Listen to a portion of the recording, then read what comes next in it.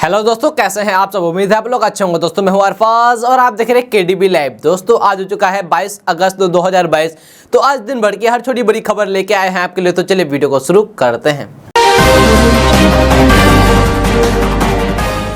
दोस्तों केंद्रीय सड़क और राजमार्ग मंत्री नितिन गडकरी ने रविवार को एक कार्यक्रम में इस बात की जानकारी दी है कि देश में हर साल लाखों लोग सड़क दुर्घटना में अपनी जान गंवा देते हैं। गडकरी ने कहा, सलाहकारों द्वारा तैयार की गई एक विस्तारित परियोजना रिपोर्ट में सामने आया है कि देश में हर साल लगभग 1.5 लाख से ज्यादा लोग सड़क दुर्घटना में अपनी जान गंवा देते हैं। केंद्रीय सड़क परिवहन और राजमार्ग मंत्री दुबई में सिविल इंजीनियरिंग के राष्ट्रीय सम्मेलन में बोल रहे थे। नितिन गडकरी ने दावा किया है कि देश में हर साल 5 लाख से ज्यादा सड़क दुर्घटना होते हैं, जिसमें से 1.5 लाख से अधिक लोगों की जान चली जाती है। यह मौत का आंकड़ा केवल सलाहकारों द्वारा विस्तृत परियोजना रिपोर्ट में लोगों द्वारा की गई गलतियों के कारण है। उन्होंने दावा किया कि ज्यादातर डीपीआर बहुत रूढ़िवादी है। दोस्तों बात करते हैं कि बिहार में अपनी सरकार गंवाने के बाद इस बात की चर्चा शुरू हो गई थी कि अब विपक्ष में भाजपा का नेतृत्व करने का मौका किसे मिलेगा। इसके साथ ही पार्टी का आलाकमान ने बिहार भाजपा में ही बड़े बदलाव के संकेत दिए थे। अब भाजपा की तरफ से किन्हें मौका दिया जाएगा। भाजपा को ऐसा नेता की तलाश की जा रही है जो सड़क से लेकर सदन तक सरकार को घेर सके, सरकार को कड़ी चुनौती दे सके। अब यह तलाश लगभग पूरी हो गई है। जो जानकारी सामने आई है, विपक्ष के वर्तमान स्पीकर विजय कुमार सिन्हा को नेता प्रतिपक्ष की जिम्मेदारी सौंपी जा सकती है। दोस्तों बिहार में महागठबंधन की सरकार बनते ही अपराधियों का बोलबाला भी बढ़ गया है। ये आरोप बीजेपी महागठबंधन के साथ नीतीश कुमार की सरकार पर लगातार लग रही है, जो कि अब यह सच होता दिखाई दे रहा है। मामला राजधानी पटना में लूटपाट से जुड़ा हुआ है। दरअसल पटना में एम्स दीघा एलिवेटेड रोड पर अपराधियों ने हथियार के बल पर तांडव मचाया। एक के बाद एक लूट की 3 घटनाओं को अपराधियों ने अंजाम दिया और पुलिस कुछ नहीं कर पाई है। इस घटना के बाद 2 थानों की पुलिस सीमा विवाद में उलझी रही। रूपसपुर और खगौल थाना की पुलिस एक दूसरे का एरिया होने का मामला थोपती रही है। हालांकि डायल 112 जब यहां पहुंचे, लेकिन जब संबंधित थानों से संपर्क किया तो खगोल और रूपसरुड़ एक दूसरे का एरिया होने का विवाद खड़ा कर दिया है। बताया जाता है कि घटना को अंजाम देने वाले अपराधियों ने एक मोटरसाइकिल लूट लिया और पैसे भी लूट लिए, जबकि एक ऑटो चालक से भी लूटपाट की।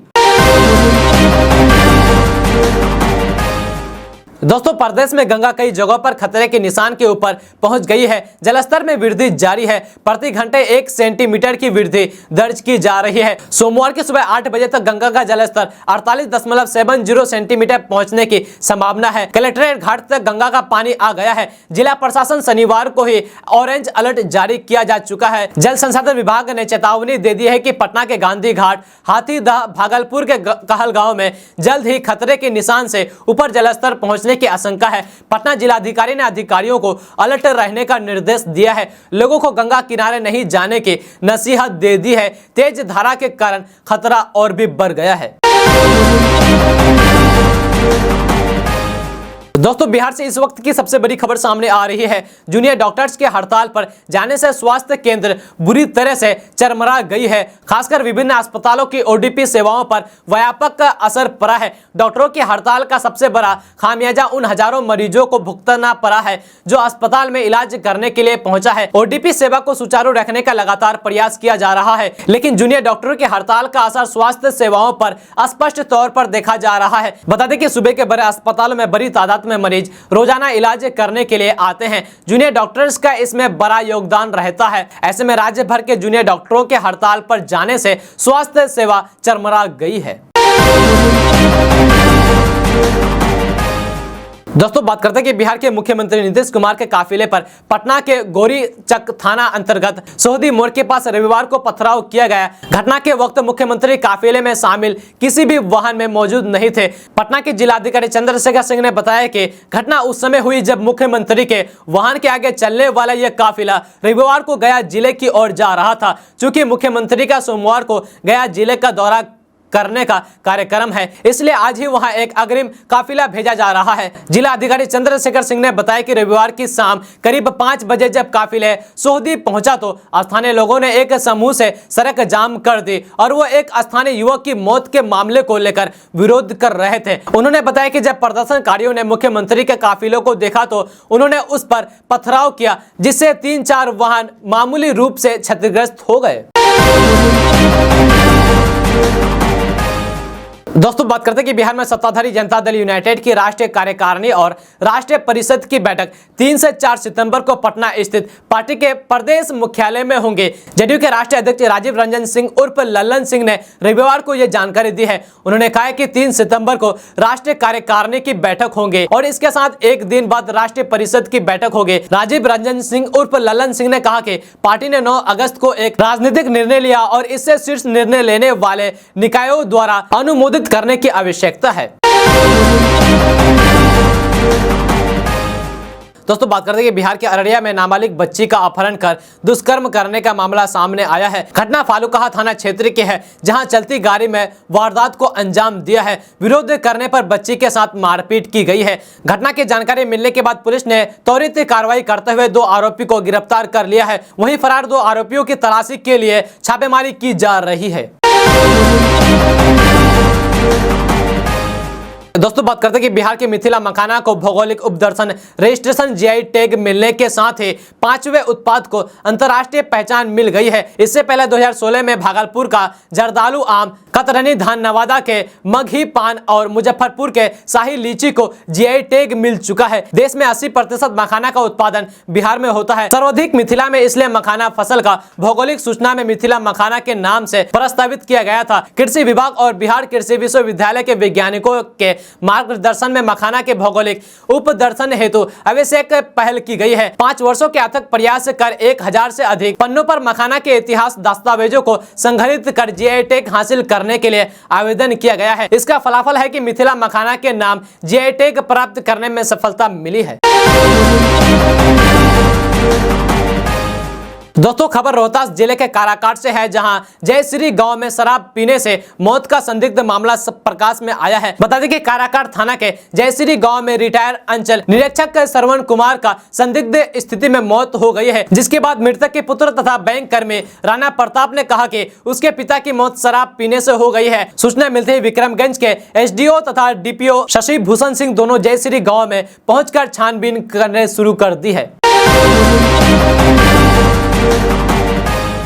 दोस्तों सदर अस्पताल के बाद अब पीएमसीएच में ब्लड बैंक खोलने की कवायद चल रही है। इसी कड़ी में कांटा सरकरा वो पारू में ब्लड स्टोरेज यूनिट खोला जाएगा। Civil surgeon doctor U C Sharma ने बताया कि अब पीएमसीएच स्तर पर गंभीर मरीजों को खून की कमी नहीं होगी। इसके लिए सुविधा दे दी गई है। तीनों पीएमसीएच में ब्लड बैंक स्टोरेज यूनिट के लिए विशेष वार्ड का निर्माण किया गया है। बताया कि जिला मुख्यालय के पारू और सरकरा की दूरी करीब 50 किलोमीटर है। ऐसे में जरूरतमंद मरीजों को खून लेने के लिए जिला मुख्यालय जाना पड़ता है। इससे मरीज के इलाज में परेशानी होती है। समय पर जरूरतमंद मरीजों को खून उपलब्ध कराने के लिए नेशनल हेल्थ मिशन के तहत ब्लड स्टोरेज यूनिट बनाई गई है। इस माह तीनों जगहों पर यूनिट शुरू करने की तैयारी है।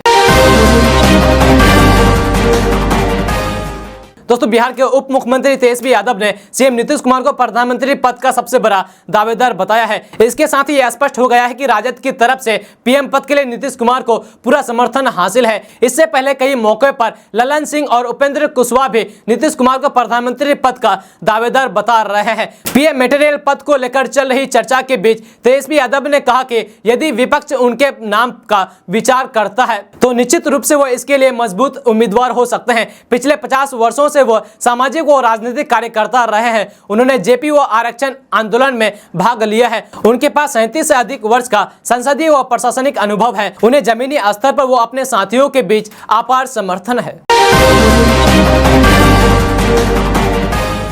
दोस्तों बात करते हैं कि बिहार में पेट्रोल डीजल की कीमत में उतार चढ़ाव जारी है। तेल कंपनी ने सोमवार को पेट्रोल डीजल के रेट जारी कर दिए हैं, जिसके मुताबिक आज पेट्रोल के दाम 76 पैसे और डीजल के दाम में 71 पैसे की कमी आई हुई है। प्रदेश में आज भी पेट्रोल 108 रुपये 90 पैसे प्रति लीटर और डीजल 95 रुपये 97 पैसे प्रति लीटर बिक रहा है। वहीं पटना में आज पेट्रोल 107 रुपये 59 पैसे प्रति लीटर और डीजल 94 रुपये 36 पैसे प्रति लीटर बिक रहा है। यहाँ पेट्रोल की कीमत में 35 पैसे प्रति लीटर और डीजल में 32 पैसे प्रति लीटर की बढ़ोतरी हुई है।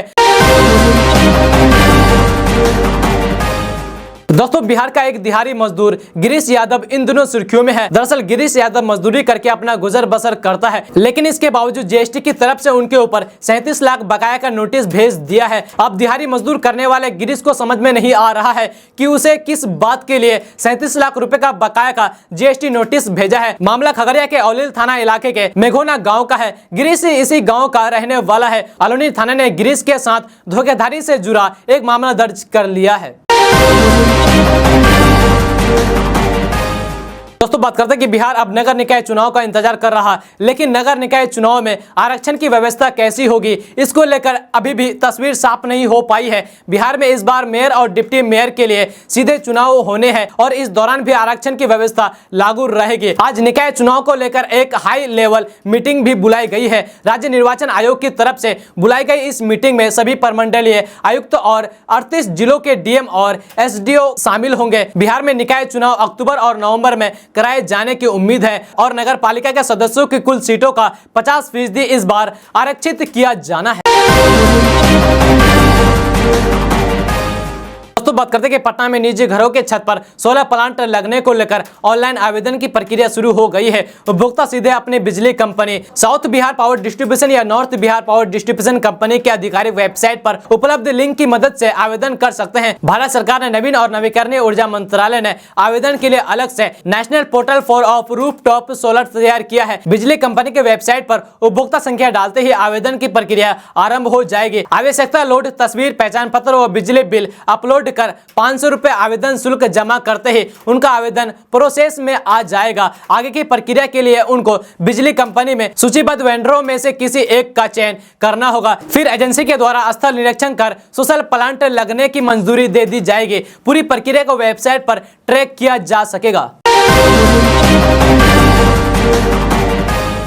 दोस्तों आज का न्यूज़ यहीं तक। मिलते हैं अब कल की हर छोटी बड़ी खबरों के साथ। तब तक के लिए जय हिंद, जय भारत।